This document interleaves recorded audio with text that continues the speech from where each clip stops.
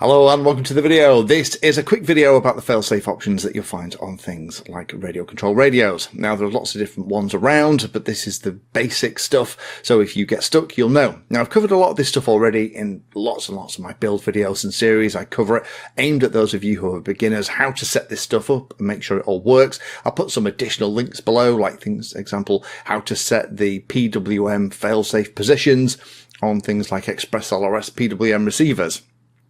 But one of the things you'll find is as you're playing around with radio control, particularly modern radio control, a lot of the things you'll see in the forums and videos are kind of out of date. And that's because historically, we didn't really have a lot of options for what failsafe did. And these days, with digital protocols between the receiver and things like a flight controller. So for example, this quad that I built recently, this is running CRSF, so it's Express LRS receiver connected via CRSF into a flight controller.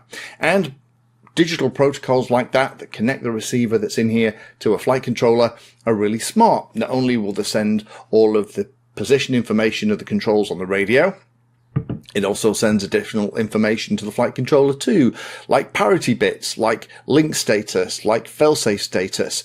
So if you have an issue where the model and the radio lose connection, even if you have messed up your failsafe options, if you're using a digital protocol like SBus or CRSF, then the flight controller will still be made aware that the link has been lost, and then it'll do whatever the failsafe option is you've set in your flight control software, whether that's land, return to home, or whatever else. Now, before we had all this goodness, it was really quite complicated. And why was it complicated? Well, in the old days, all we really did was you had the options to either stop sending signals at all, or you would send a signal that was so wildly out of value, so a channel value would go to 2100 or something else, that the flight controller would realize that something horrible had happened. And that stuff, we don't really use it anymore. So this video is going to cover the options that you're going to bump into and where you should set which one. First one we'll talk about then is the option to set no pulses. And what that means then, if the receiver loses a connection with the radio, it stops sending information to the flight controller. The flight controller can easily detect that that's happened and will interpret that as a catastrophic failure and do whatever the failsafe stuff is. No pulses is what you use when you have a flight controller, like in the quad that we're looking at, but it might be iNav, it might be Betaflight, it might be a wing, a plane, a VTOL, whatever it is. No pulses, if you're using a flight controller, is what you want set on your radio. Like I said, even if you don't set those kind of things up with things like Express LRS, the flight controller will still figure it out because the Express LRS receiver, along with the signals it's sending, will let the flight controller know that something's happened. So if you're using flight controller, select no pulses. That one's easy. The next option that you'll come across is usually called things like custom. This allows you to set what the channel values will be on the receiver if the connection between the radio and receiver is lost. Now with Express LRS, you kind of do have this-ish, but what you would tend to do is this is what you would set up if you're using a regular old school radio control model, a car, a boat, a truck, or a glider, something like that, where it doesn't have a flight controller, where the servos and ESC and everything else are connected directly into the receiver. What you want to happen is when the radio and the receiver lose connection for whatever reason, the motor is going to stop and the control surfaces will usually go back to a neutral position, and you can set those within your radio.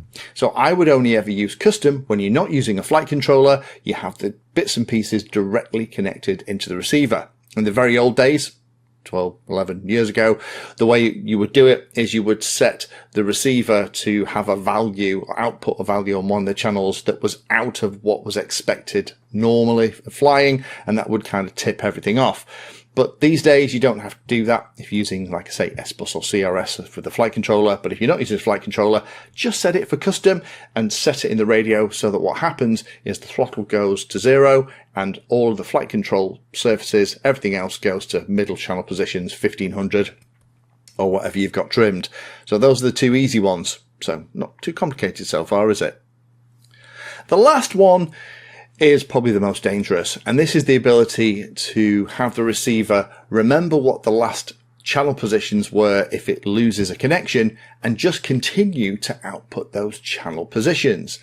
this is incredibly dangerous. Again, less of an issue if you're using a flight controller connected via a digital protocol like SBus or CRSF, because the flight controller will still be told that something horrible has happened, and that will trigger the failsafe things to happen.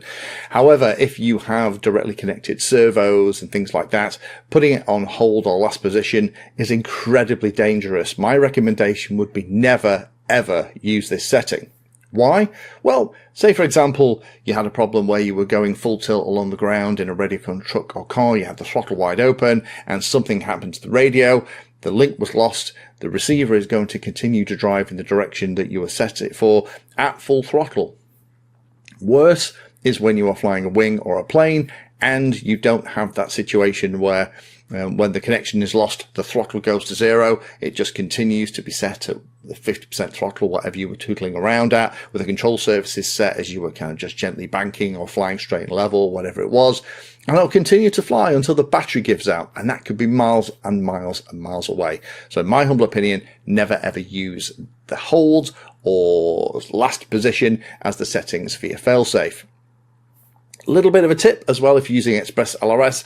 Express LRS, if you're using PWM receivers and you have the option to output things like SBus from those, there is an option within Express LRS to tell Express LRS what you want that SBus stuff to do when there is an issue. Again, wherever there's a flight controller involved and you're connecting something like SBus or CRSF, whenever you find it, my top tip is set it to no pulses. Use custom if things are directly connected to the receiver, and never use hold. The last top tip I'll give you here is when you are setting up your failsafe, and you'll see me do it time and time again, test it on the bench. Take your props off, make sure everything's safe, power the model up, make sure the ESC and motor is armed, start the motor off, and then turn the radio off. See what happens. In theory, the motor should stop and all the control surfaces on the model should snap back to their default position. If you're using a flight controller, all you need to do is just have it plugged in to the iNav or Betaflight configurator or autopilot and watch for the status to be RC link lost or to have the little red parachute at the top light up. Always remember to check that on the bench, make sure it works flawlessly and reliably, and then if anything horrible happens to the field, you don't lose your model and the action camera and the battery and all the other bits that you've got on that thing won't fly out of your life. The biggest issue that I see, and everyone that does all the thing about flyaways, is because you haven't set your failsafe up.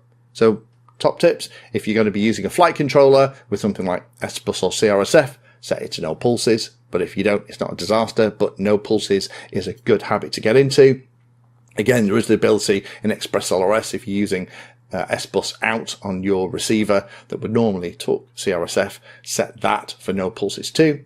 If you have your servos and ESC directly connected into receiver, set it for custom and set it so that the throttle goes to zero and other controls go to a neutral position. And don't forget, whenever you're doing this, set up, if you're using a flight controller, what the failsafe is going to do. I put GPSs on a lot of my stuff here, so I have the return to home option, so it does come back to me if something horrible happens. And last, by no means least, do remember to test the failsafe on the bench as part of your setup to make sure that you are crystal clear that it's set correctly and your flight controller sees it every time. Thank you for watching my video. Check out the playlist, and adding Pedantry 360 to your search terms will help you find my content. If you haven't done so already, please hit the like and subscribe button. It helps a lot. You can support the time I spend here answering questions and helping others by using the links in the video description.